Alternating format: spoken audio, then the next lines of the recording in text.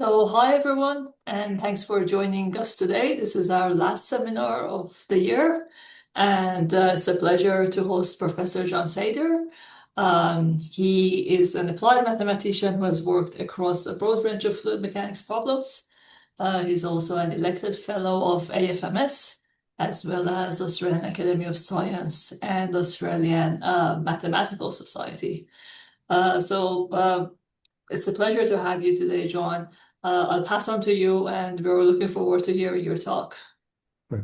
Thanks, Azadeh. And thanks for the invitation. It's a pleasure to have the opportunity to present our work here. So yeah, I appreciate it. Okay, so I thought what I'd do today is give you an overview of some of the work we've been doing on nanofluid mechanics, okay, and fluid structure interactions at the nanoscale. I've been interested in this problem for many years. And so this particular topic here of fluid structure interaction of nanoparticles actually came up when a colleague of mine from Argonne National Laboratory here sent me an email back in 2009. And he asked me to look at an experiment he was doing. This is how often my research happens. And so we published a paper together, and I'll tell you about that work. And only a year after we published it, did I actually meet him. So I mean, I want to acknowledge all the people who I've worked with from various places who are, you'll see that the talk is primarily experimental with some modeling. And so the experiments were not done by us, they were done by other people. Right? Okay, so I want to cover three topics. The first one is something that um, we saw a paper published on a very interesting fluid structure problem involving nanoparticles. So this wasn't our experiment, but I mean, often when we read papers, we want to complete, analysis of it, experiment and theory, and it's all packaged up nicely. Obviously, as an applied mathematician, I mean, what I'm interested in is papers where that's not the case, whereby you might have experiments and the complete explanation is not there. And this was one of those cases. And so I'll tell you a little bit about what we did on this particular problem. This second problem came up from my colleague at Argonne National Labs in 2009, and we've pursued that for many years after that point. I'll give you a summary of what we found when we did that. And the third problem was a problem I formulated with a colleague from MIT, and he had some really very interesting technology. And we formulated a problem together whereby we could probe the hydrodynamic boundary condition on single nanoparticles, in particular slip, which is a big topic like for many years. Okay, so the first topic, we published a few papers in JFM on this. And so I'll just give you a summary of what we found in this particular problem. I want to start off with the experiment that was not done by us, but reported in a series of papers published by others. So what they did here is that they took two glass slides. There's a glass slide at the bottom. Can you see my cursor? Yep. A glass slide at the bottom and a glass slide at the top.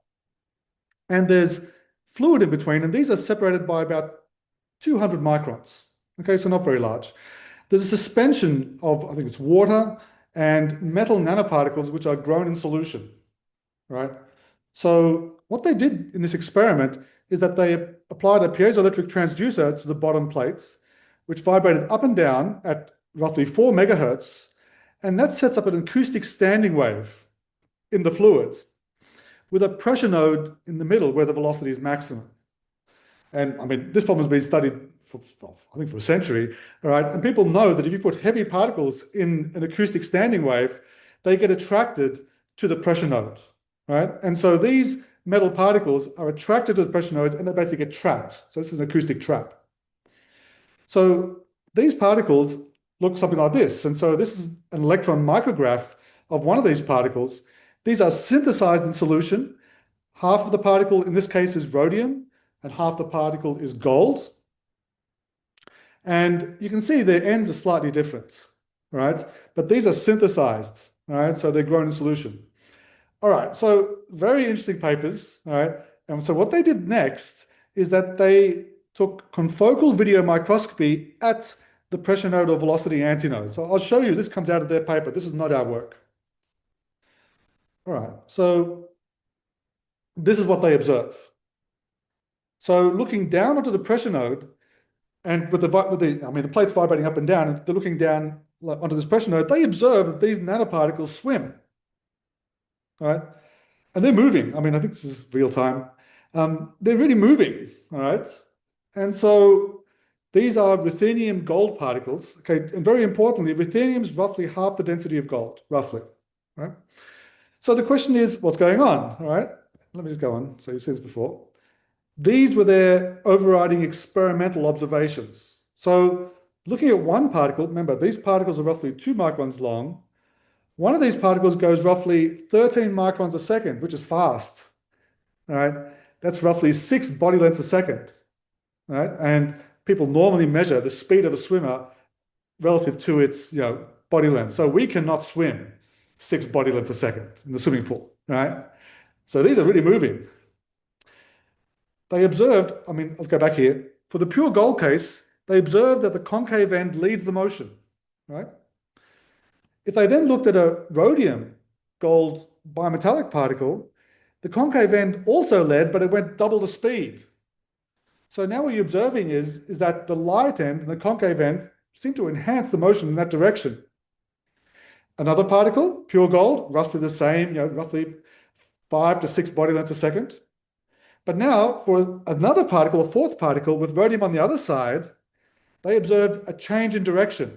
Right? So instead of the concave end leading, they observed that the other end leads. So based on these experiments, they concluded that the light and concave end lead the motion. Okay, an experimental observation. Right? They put some theory down, but they were upfront. They said, we don't know what's going on. Right? Love those papers. Right? It's such a beautiful paper. I should say, I met one of the authors of this paper in Paris several years after we did this. And so made a friend as a result of doing this work. Right? Okay, so in their paper, they cited a paper by Eric Lager's group where they proposed that this motion is due to acoustic streaming. Now, this paper considered a homogeneous particle, so no density asymmetry, and they looked at the low frequency limits. And they modeled these rods as near spheres, right? And so, I mean, just very quickly, I mean, I know people might not be familiar with acoustic streaming, but basically all this is that, I mean, this is an experimental measurement, I think it's taken using a stroboscope and I think aluminium particles, I can't remember. This is a circular cylinder. It's oscillated, in the horizontal direction like this, right? And then they take long time exposure, right? And what they observe is that instead of the tracer particles going backwards and forwards with the cylinder, they undergo a long time sort of migration, okay, a steady migration on top of the oscillatory motion. That's due to convective inertial forces, right? And so basically what you observe, this is a sort of steady flow, you end up with circulation, okay, in one direction, away from the cylinder, and in the inner region where vorticity is present, it's in the opposite direction. So you get counter-rotating vortices, right? So clearly, okay, if you have a symmetric particle like a cylinder, the flow is symmetric, this cannot generate propulsion. But what they proposed was that if the particle was asymmetric, right, this then generates an asymmetric streaming flow which propels the particle. Right? Okay, that's the mechanism they proposed. What we wanted to do was extend on this and include the effects of inhomogeneity, okay, in the material, and also rigorously account for the rod-like nature of the particle, so we could make, a proper comparison to experiment as much as is possible. Okay, so just briefly, how we did this. So we considered the incompressible Navier-Stokes equations, okay? And so this is all scaled. So beta is the dimensionless frequency, epsilon is the dimensionless oscillation amplitude. So what's happening at the pressure node is that the fluid goes up and down, and because the particle is heavier, it's more dense than the fluid, there's a buoyancy force and the particle lags the fluid motion, right? And that generates a disturbance flow and that generates a streaming flow, which generates a propulsion according to this mechanism. All right, local to the pressure nodes, right? Because the particle is small, the flow is quasi-incompressible, and that's why we can use the incompressible Navier-Stokes equations. Epsilon is the dimensionless oscillation amplitude. And so in these experiments, this thing is roughly 1%. In other words, the particle oscillates roughly 1% of its diameter. So it's really small. And this is great for a mathematician. So instead of solving the whole problem, we can use perturbation theory. And the thing that we use here is the Lorentz reciprocal theorem, okay, whereby we can calculate the propulsion velocity of the rods without solving the full Navier-Stokes equations. All right, so what we do here instead is that we delete the convective inertia term in the Navier-Stokes, so we solve the unsteady Stokes equations. That gives us u naught, we plug it into here, right? We then remove the entire inertial term, and we look at the particle as it moves in three orthogonal directions, and that gives us what is called the auxiliary flow, right? So by solving two linear flows, we can calculate the propulsion velocity due to this convective inertial term. All right, so won't go through the details apart from that. All right, so just to see what's going on, we consider this toy problem, which mimics a rod, and basically you've got two spheres connected by an invisible rod, and the spheres are widely spaced so they don't talk to each other hydrodynamically, okay? But they're coupled mechanically. So if this particle is in the pressure node, what happens is that the heavy particle, okay, will get stuck in the flow, and the light particle will move. So in other words, you might get something which looks like this as the fluid goes up and down, okay, in the acoustic field, okay? So what happens is each particle will actually do something like this, okay? So it translates up and down, but also rigidly rotates. So there's this coupled translational rotational motion of each sphere. All right. Don't worry about all the details, but what we observe, this is the propulsion velocity versus dimensionless frequency, right? In the low frequency limit, what we observe is that the light end leads the motion. This is what they observed in experiments, right? So what happens is if you've got a heavy particle and light particle, it looks like a Pac-Man, all right? So it goes up and down like this, and basically it moves in that direction like a Pac-Man, if you guys remember Pac-Man, right? But now, if you operate at high frequency, what happens is it reverses direction. So at low frequency, it'll go in this direction. Then at high frequency, it goes backwards. Very quick hand waving description as to why. I'll go back. This streaming flow, okay, this vortex goes in this direction, all right? But as you drop the frequency, this inner vortex engulfs the whole flow. So the primary circulation direction reverses as you change the frequency. So at low frequency it goes like this, at high frequency it goes like this, right? So you end up with this change in the streaming flow, which drives everything as you go from high to low frequency, and that's what's driving this flow reversal. All right. Low frequency gives you the experiment. If you look at where the beta parameter is in the experiments, it turns out to be here, which is roughly near the turning point between this way and that way, all right? So you have to be really careful, right? Because, you know, a slide, and this, I mean, a dumbbell isn't a cylinder, okay? It's an approximation to a cylinder. So we have to do more work. All right. So experiments are always not what you model, all right? You always approximate, but that's why I call it a model, all right? So these are electron micrographs of the particles they used. As you can see, I mean, they're not very pretty, okay? These are grown in solution.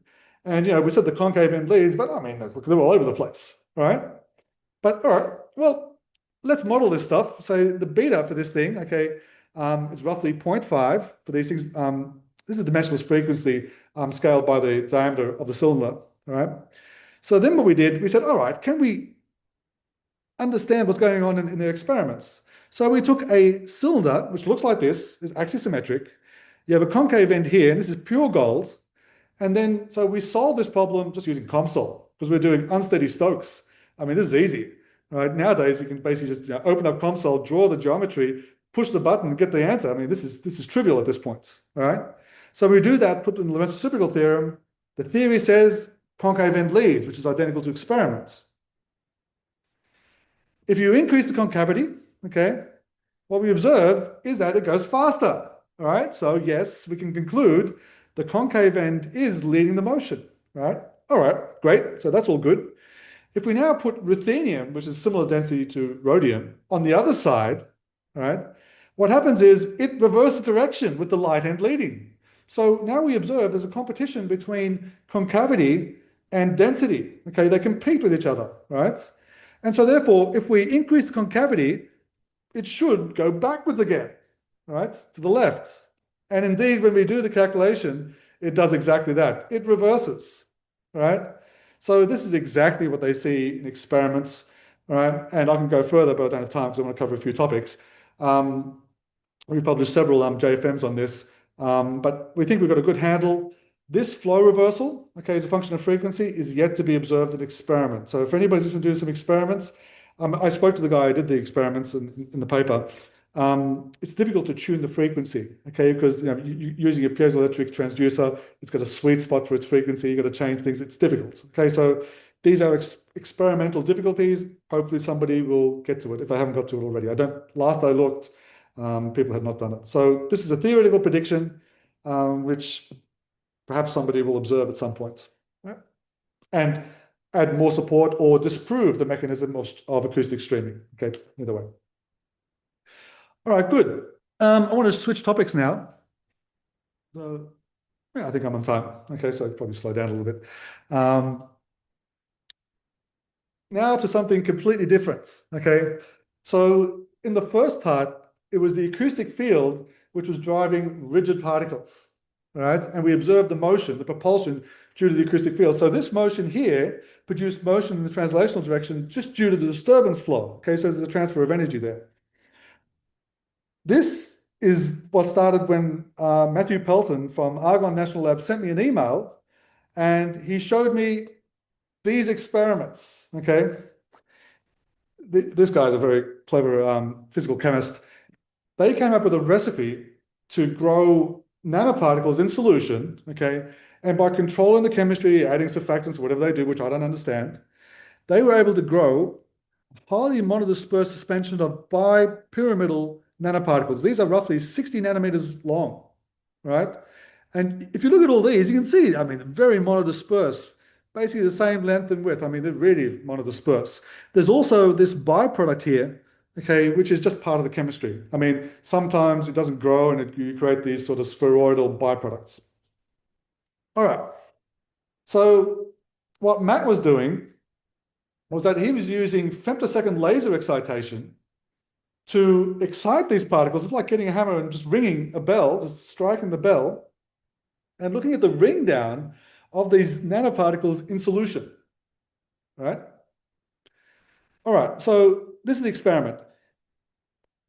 This is a measurement now. So what he did, he took an optical absorption spectrum, okay, of the suspension of particles in water, right?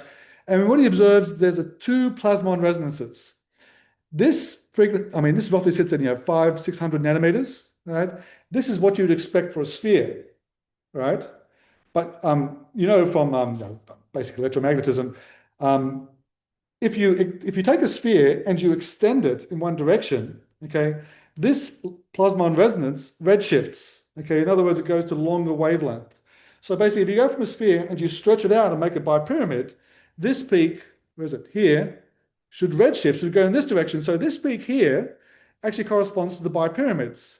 So we can see spectrally, okay, this is an optical measurement, optical absorption, the optical response of the sphere or spheroids and the bipyramids are spectrally separated. This is really important. Okay, so what Matt did is that he used a femtosecond laser. Okay, this is a room full of lasers. Okay, I don't know how they set this up. Okay, these are smart guys. They use a femtosecond laser pulse. They fire it into the suspension. Okay, the particles, these are gold particles, they heat up almost instantaneously. It's like getting the hammer and just striking the church bell.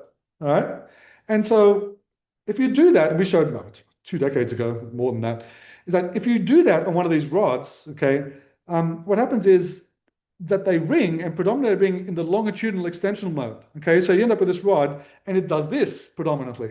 Okay, there's all sorts of other modes, but it does this. All right. Now, gold is not incompressible.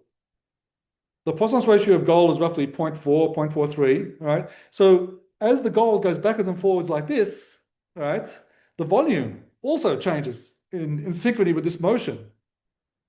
Therefore, the electron density in the metal oscillates like this. But we know the dielectric function of a metal depends on the electron density.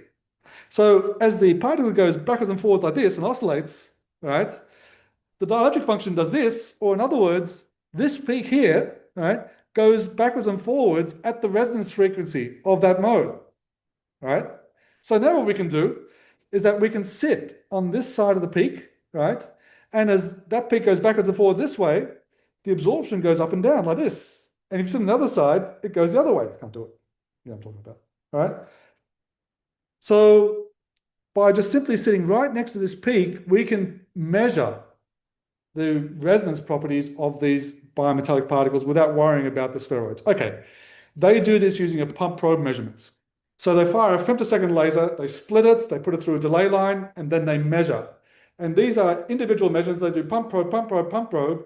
And the delay line, they simply stretch and use the speed of light to change the delay time. So you can't see it, but there's dots here. Each one of these dots is a single measurement. Pump probe, pump probe, pump probe, right? It's highly repeatable. You end up with a classic damped harmonic oscillator or resonator response at 20 gigahertz. This is in the electromagnetic microwave range, but these are mechanical vibrations, right?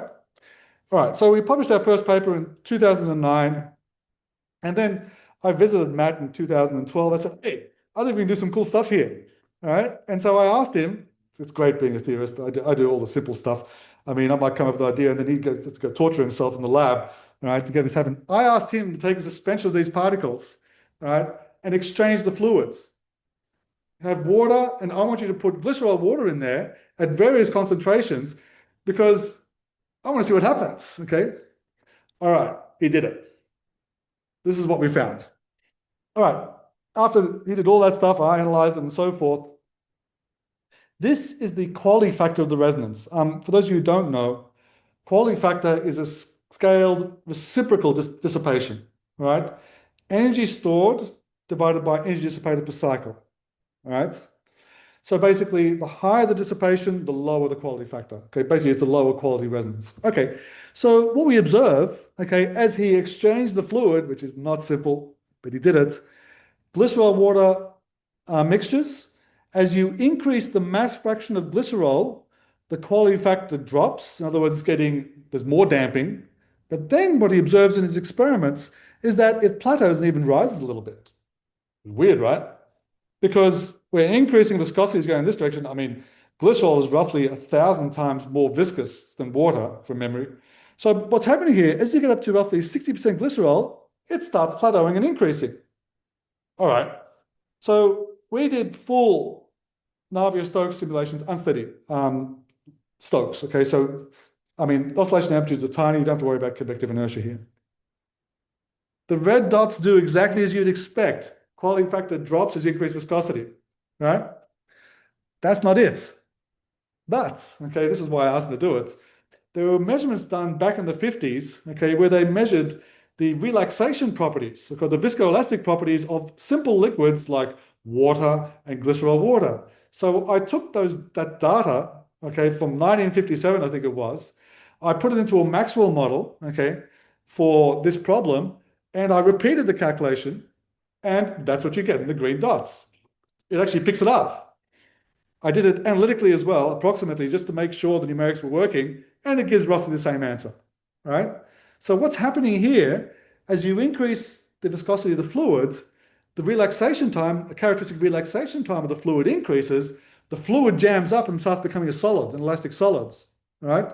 So glycerol water is no longer fluid, it's an elastic solid when you go to high enough viscosity and high enough frequency. All right, I mean, this might not be too convincing. So if you look at the frequency, okay, as you increase viscosity, okay, Newtonian Navier-Stokes tells you that the frequency should decrease, right? Standard stuff. If you use the Maxwell model for viscoelasticity, analytics, numerics, and experiment with no fitting parameters, everything just sits on top of itself, right? The frequency is increasing. At roughly 80% glycerol, I think it was 80% of the elastic energy is in the fluid and not in the solids.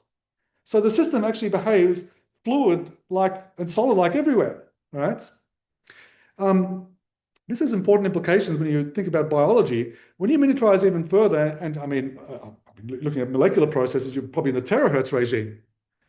Water has a characteristic time roughly in that vicinity. So these molecules may not actually be seen, macromolecules may not be seeing water as a fluid, but maybe viewing it as a solid. Okay, but there's something interesting to consider.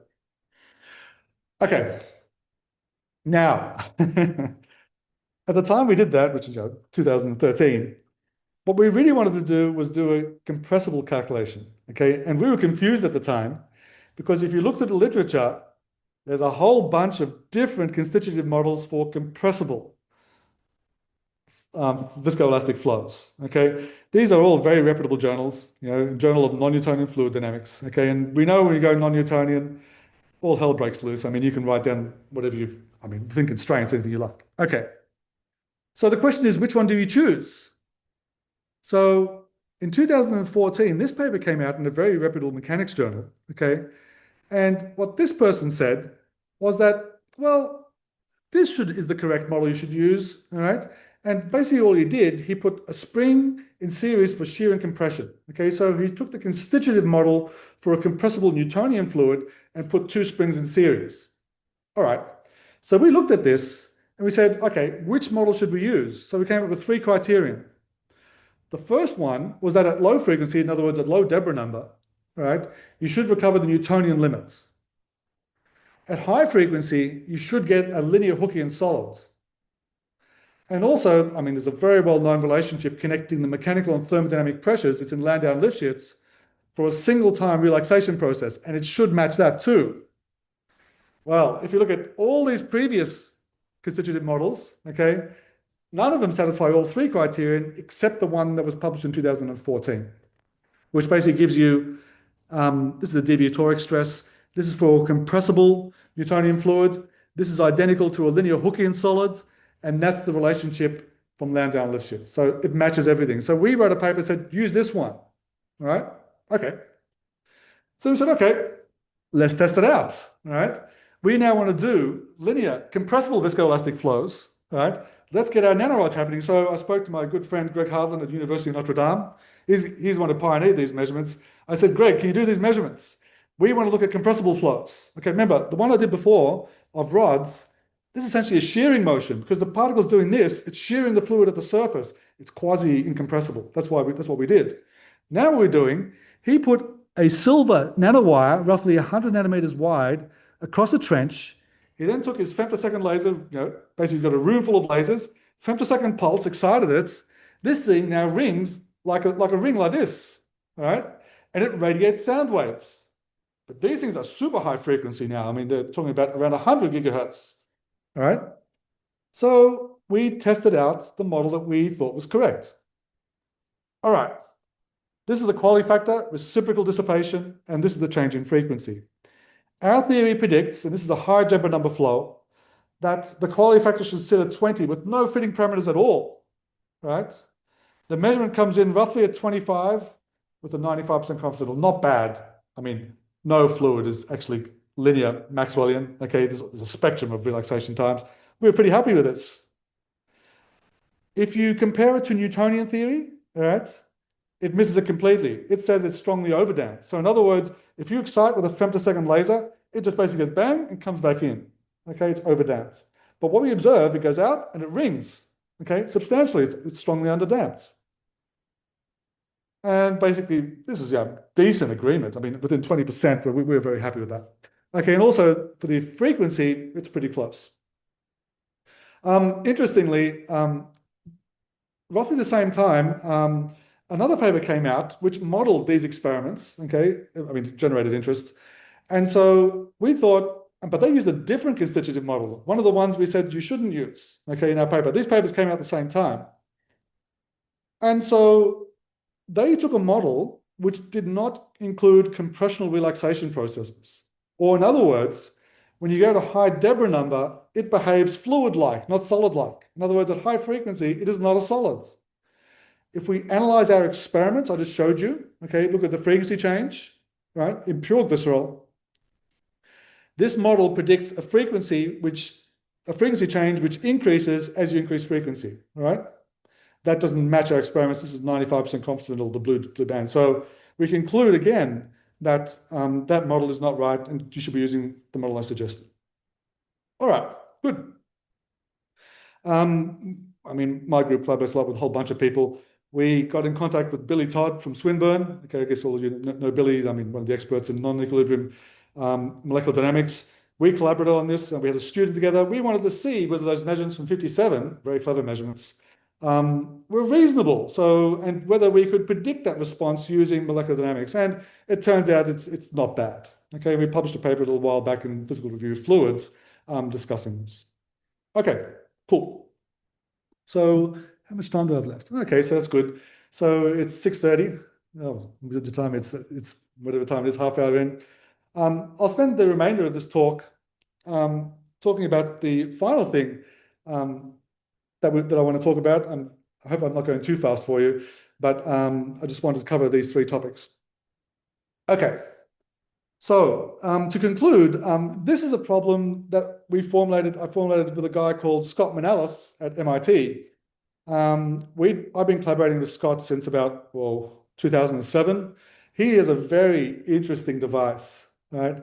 And I mean, he's a physicist. He studied at Stanford in electrical engineering and I think in the physics departments, looking at atomic force microscopy. And then when he moved to MIT, he proposed this new technology and he's moved into medicine and biology, right? And he's using these devices to probe biological function. Okay, it's a really very interesting. He's got a very interesting lab. But we've been collaborating, looking at physics, and I've been doing theory, and I mean he's been doing experiment, putting it together. Okay, so we proposed the following. Okay, we were sitting. I mean, I visited him a while back, and after our day workshop, we were sitting having dinner, and we came up with an idea. All right, and at the time there was a lot of interest, right, in measuring slip at solid boundaries. All right. If you look back to the literature, I mean, this was a super hot area, and the measurements were all over the place, right? Very, very difficult measurements, right, to do. As we all know, I mean, the no slip condition is an experimental observation, okay, which is used widely and successfully, but not in all cases, right? Navier slip is the following, okay? So instead of applying, and this is a very simple description of it, consider a flat surface, right? Instead of applying the no slip condition at the solid surface, okay, so basically the tangential components of the velocity match, right? Instead of doing that, what we'll do is that we'll apply that tangential velocity condition at a finite distance into the material, right? That distance we call the slip length, right? So basically, if you have some sort of shear flow, right, for example, right, the higher the gradient, the larger the slip at the surface, right? So basically we find the Navier slip condition simply says that the slip velocity of the surface is proportional to the velocity gradient times the slip length, right? I mean, it's a little bit more complicated than that for curved surfaces, but that's basically the idea, right? Now, really importantly is that this slip length must be a constitutive property of the fluid solid system, right?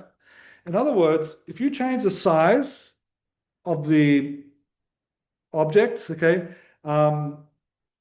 change the geometry and so forth, B, the slip length should not change because it's a material property, right?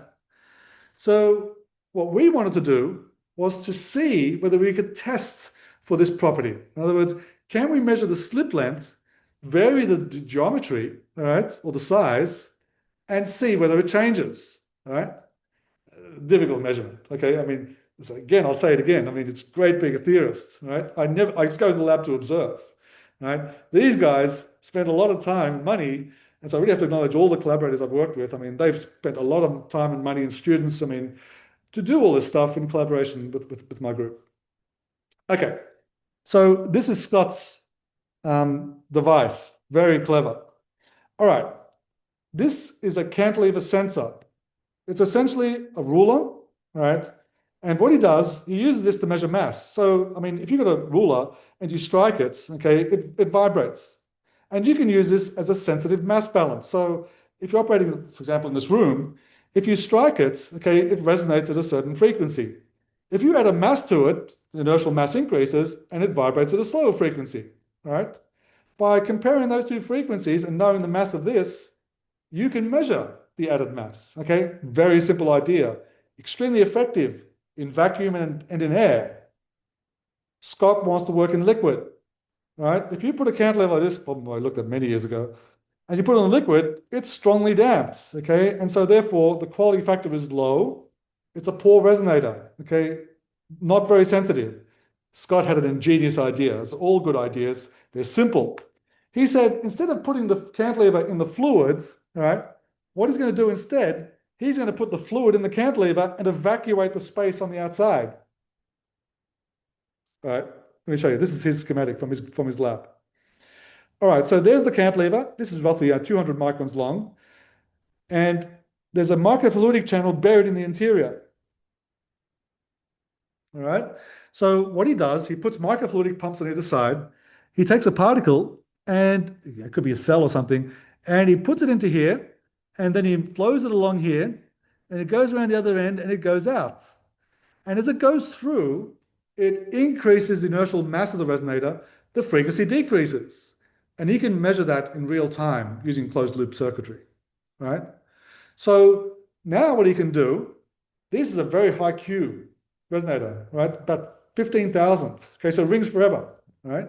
Now he can do measurements in liquids, okay, using these cantilever sensors, and he does this to look at biological function of cells and all sorts of really wonderful stuff, which I'm not even going to comment on because I don't know anything about it, right? That's what his focus is. And so we decided to collaborate to look at something which is more aligned with what I'm interested in. Okay. All right. So this is the formula that connects the relative frequency change, okay, for a given mode n. U is the displacement of the mode. So first mode looks like this. Second mode looks like this. Third mode's got, more nodes. This is the displacement, all right, squared. This is the mass of the analyte, and this is the mass of the device, and this is the position of the mass within the device. Okay? Very simple formula. He uses this to recover the mass from the frequency change. All right. He published a beautiful paper in 2015 where he's a very clever electrical engineer. What they did, they basically excited four modes simultaneously and in real time measured the frequency change here, okay, as a single particle went through and out, right? And using this formula, he measured the mass of the analyte for, I'll go back, for the first four modes. This mode, another node here, and so forth, right? Four modes. To his surprise, he found that the mass that he measured for each of those modes was not the same. What he observed was that as you increase mode, which is the same as increasing frequency, right? This is like string modes, right? As you go up in mode number, the frequency goes up. What he observed, as you increase mode number or frequency, the measured mass decreases. Of course, the mass isn't changing. It's the same particle. So this is a simultaneous measurement. The particle goes through, he measures four modes simultaneously. Very clever postdoc who's an electrical engineer who built the circuitry. Real-time measurements, all right? So something was up. All right, well, we knew what this was. And I'll tell you about it now, all right? So essentially what's happening here, essentially, if you look at a section of the device, it's going up and down like this, all right? So the cantilever is going like this. If you look at a section, it's going up and down.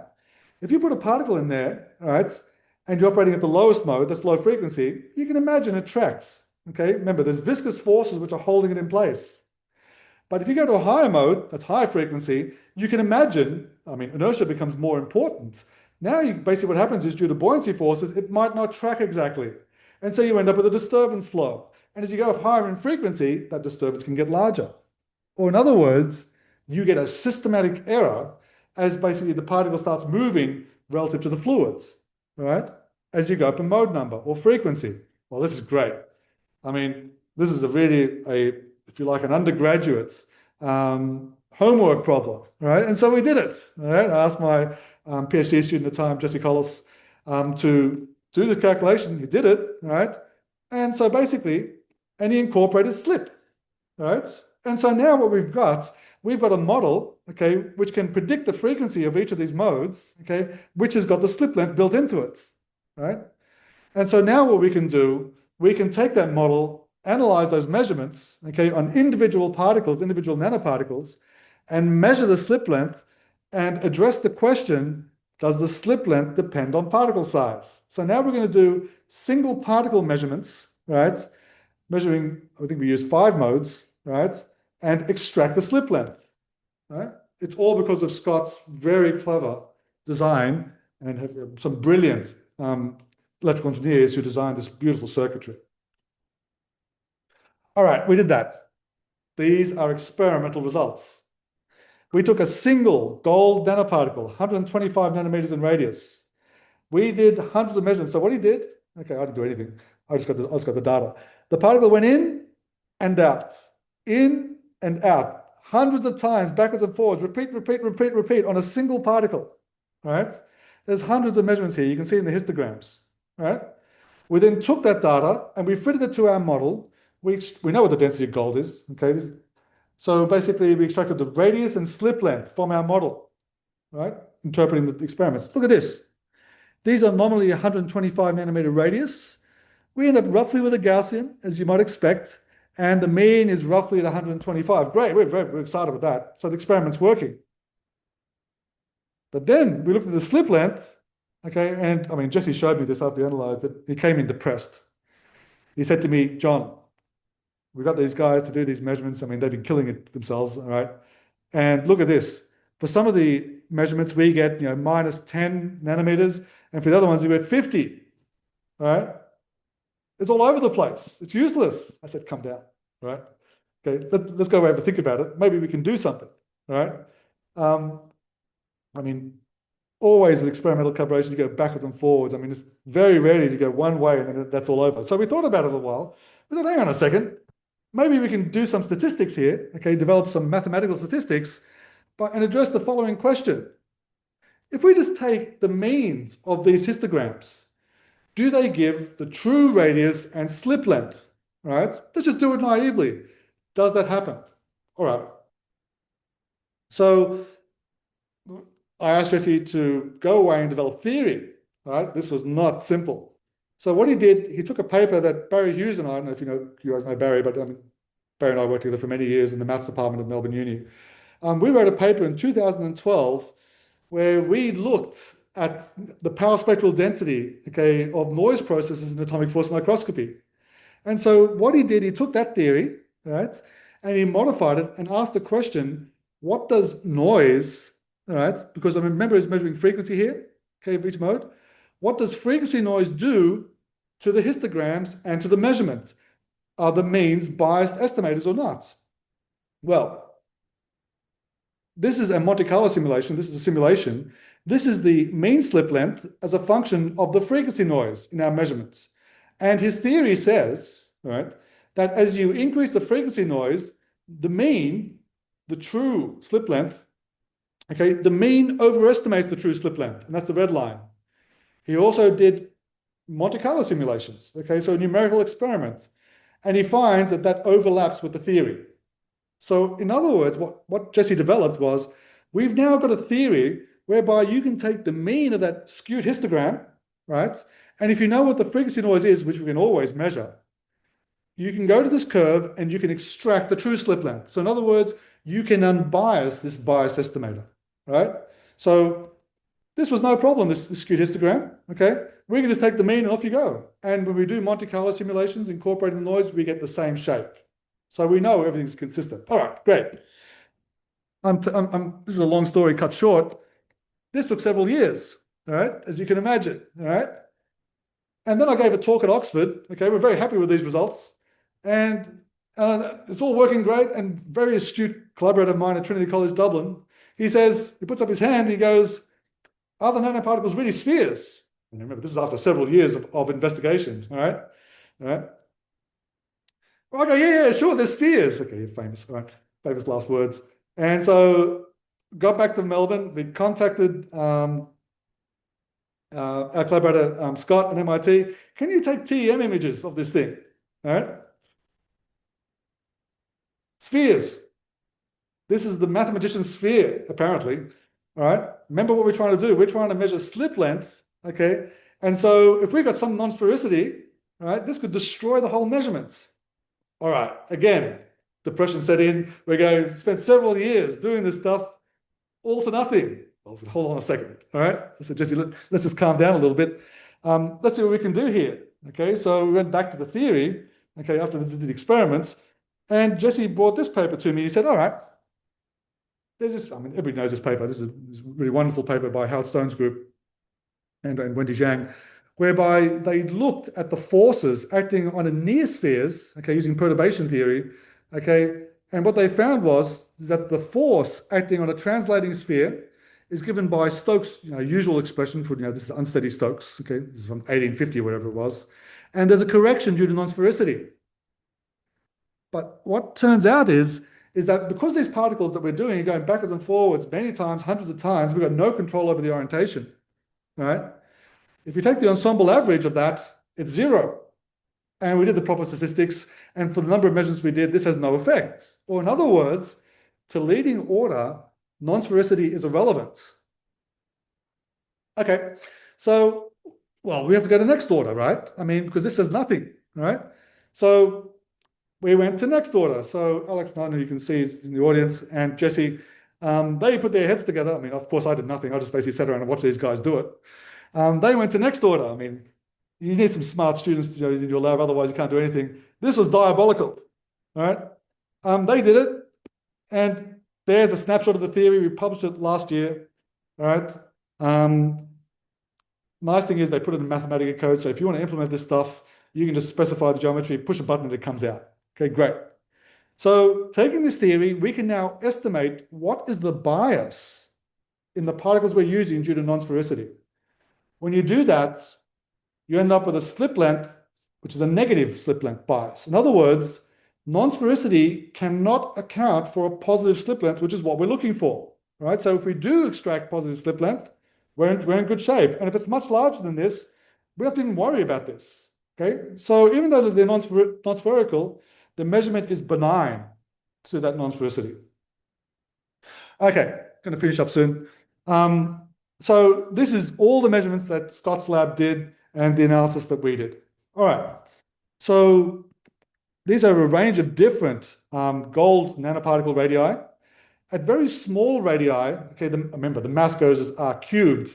The signal to noise is really bad, right? Because we're measuring a buoyant mass, right?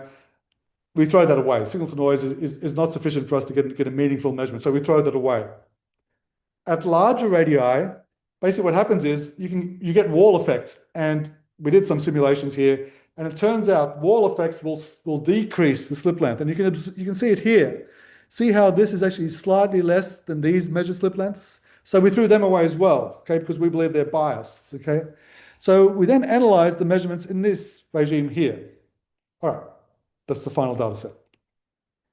So then we did basically a weighted linear regression to see whether there was any meaningful correlation between the radius of the particles and the measured slip length.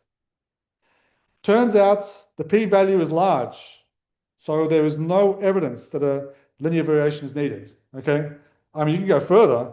If you look at the r-squared value, it's 0.02. So even if the p-value was small, right, basically the radius only accounts for 2% of the observed variation in the slip length. So it doesn't matter which way you look at it. There's no meaningful, okay, and significant statistical relationship between the slip length and the particle radius. All right. So no correlation. So this is the final data set. Thousands of individual measurements, okay, torturous, okay. On individual particles, you can see the numbers on each particle. And so we find a mean of 2.7 nanometers with a 95% confidence interval. That's 95% confidence interval there for the weighted linear regression. And so we observe here that we find no evidence, okay, that the slip length is not a constitutive property of the fluid solar system. And this value of 2.7, I mean, roughly matches molecular dynamic simulations for similar hydrophobicity, okay, for these particles. Okay. Just to finish off, I've got, I think, 9 minutes or something. I want to go back to these particle measurements, which bugged me for a long time. These are for these nanoparticles. You observe here that there's a discrepancy here. We use no slip for this analysis. The experiments are here. The theory is below, right? We didn't think that slip could do this. That's a big change, okay? Because, I mean, look, this matches pretty well up here, but this is a huge change down here. So can this be due to slip? So what we did, we took that 2.7 nanometers that I showed you, which is also gold. We plugged it in, and it collapses all the data. So then what we discovered is that as you increase the Deborah number, in other words, as the fluid becomes more elastic, okay, the viscous penetration depth over which vorticity diffuses decreases. Or in other words, the velocity gradient at the wall gets higher, okay, as elasticity kicks in, right? Or in other words, the effect of slip increases as you increase the elasticity of the fluids. So basically down here, the effect of slip is small, whereas up here, the effect of slip is large. And basically this is all naturally accounted for just by putting in a single slip length and it matches the experimental data. Okay, anyway, there's papers there if you want to read it. So just to finish off, there's many, many people I want to thank. I won't go through them all, but I particularly want to acknowledge Matt Pelton. He's now at University of Maryland. He's the chair of physics there now. He started, I mean, I did fluid structure before, interactions before, okay, on cantilevers and stuff. He got me thinking about nanoparticles, and we've had a wonderful collaboration over the last 16 years, and we're still working together, okay? And many other people who I've worked with, Scott along the way, Alex is in the audience, who's now a PhD student at Caltech, and so continuing our work together, and many other people at Melbourne and elsewhere. So I think I'll just leave it there. Thanks very much. Thank you very much. It was a fascinating talk. I really enjoyed it, and I think everyone in the audience enjoyed it. So, from the audience, if you have any questions, feel free to turn on your mic and ask your questions, or you can either type in the chat if you prefer.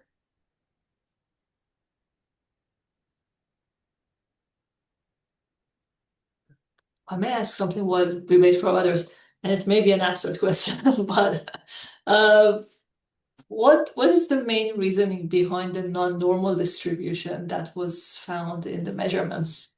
Let me just go back. I, Yeah, that's I'm interesting. not sure if it was in the end related to the effects we talked about, or yep, here for the slip lengths. The particular shape, I don't know, but basically, if you look at it, let me go here. The the standard deviation or the variance, okay, in this histogram here is very small, so it's quasi-Gaussian, okay? But this one, the variance is actually very large, right? And so I mean, perhaps Alex can speak to this more because he knows more statistics than I do. Basically, what happens is the variance gets large, and so what ends up happening in accordance to this model, remember, this is all connected to the model that we're using. The model does allow for negative slip. There is no constraint on the model. So it just spits out whatever it spits out, right? And it just turns out that if we did Monte Carlo on this, which we did, and it's in the paper, if the frequency noise is small, you end up with a Gaussian response, okay, or a Gaussian distribution. As the frequency noise increases, it becomes non-Gaussian, and especially as it goes through zero, right, it then spills out and it turns into this thing here, okay? I don't know the reason why it should look like this and skewed, okay, but the Monte Carlo simulations align exactly with the experimental histograms. Yeah. That's an interesting question. There is a question in chat from Kushal, who is asking, how do you manufacture or prepare those nanoparticles? Interesting question. Um, I can't give you the recipe, but I've worked with physical chemists for a long time. Somehow they work out a recipe where they mix various chemicals in there, they put it, under a Bunsen burner, they mix it around, they do various heating, whatever they do, right? And add various, they know that if they change the surfactant, they can get different shapes. I don't think they know why it does what it does, right? There's been papers written on this using molecular dynamics and so forth. I'm just trying to understand, but basically they know the recipe to grow particles of different shape. I mean, we've analyzed particles which are diamond shaped, triangular shaped. You've got cubes with holes in them. All right. They know the chemistry. They can just pump in different chemicals and it produces this. Right. So I think the take-home message from my understanding is that they don't know entirely, but they know the recipes to make it. Right. That's the best that I can say. Do we have any other questions? Anyone else?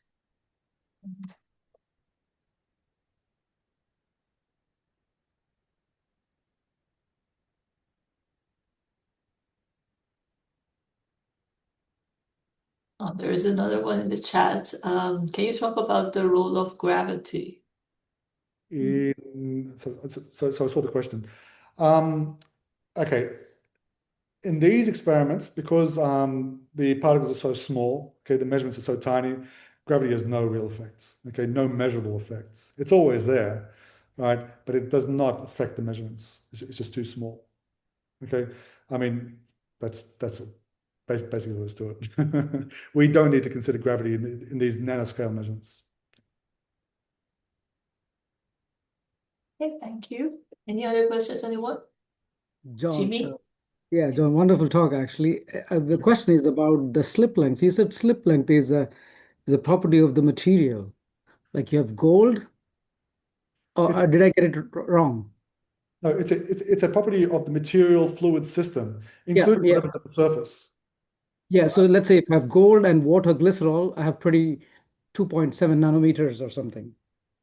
So what's typically a slip length if I do an experiment on, I don't know, glass and air? Is there a fixed number to that?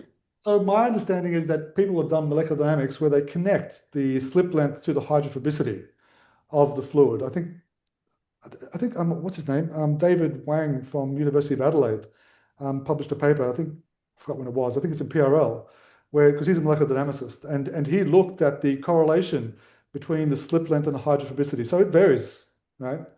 For water, so you want water glass? No, I was just looking at air and glass or something, but it's all in the nanometer.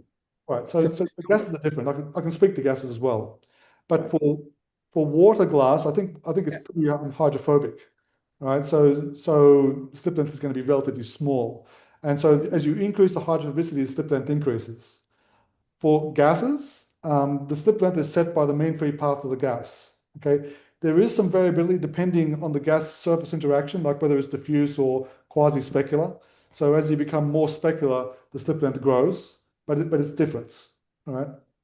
So for example, for gases, you can get slip lengths of the order of 60, 50 to 100 nanometers, okay, which is large. Whereas for liquids, I mean, you're dealing with the molecular size, which are, could be quite small because I mean all the molecules bang up against each other, whereas in gases, they're far apart. No, it's very interesting. All right. Thanks, John. Sure. It was good to see you, Jim.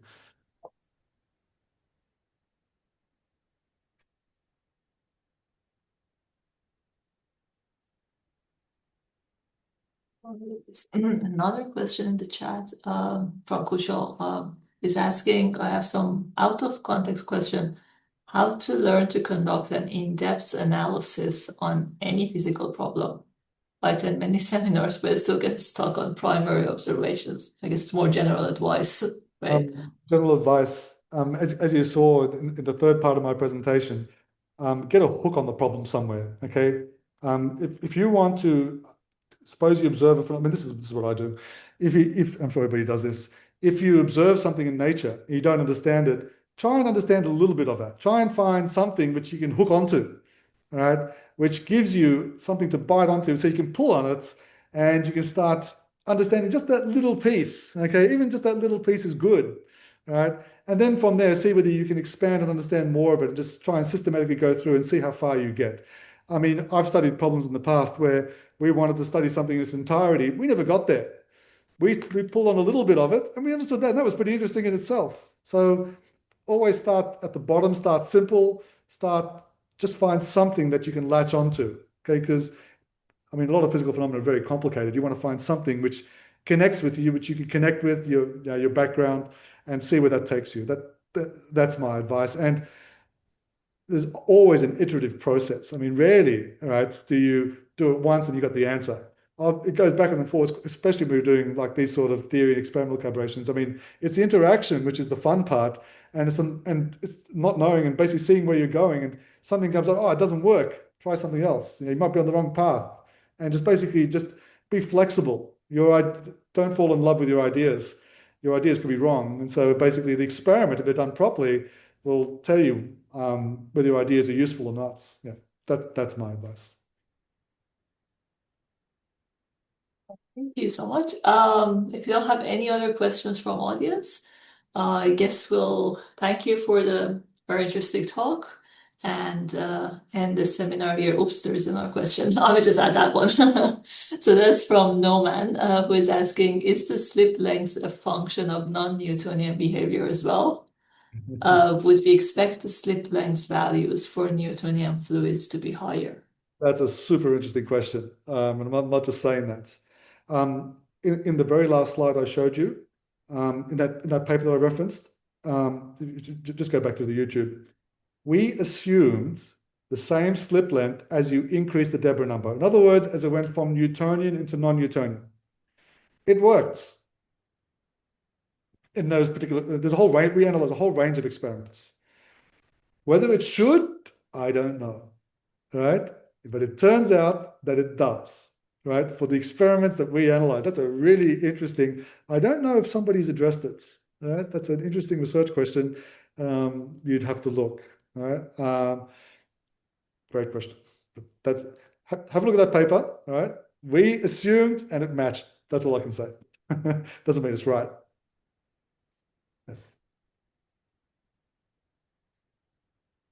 Okay, very well. Well, thank you again, and I hope you have a nice evening and a nice afternoon for everyone else in Australia. And thank you everyone also for joining the seminar today.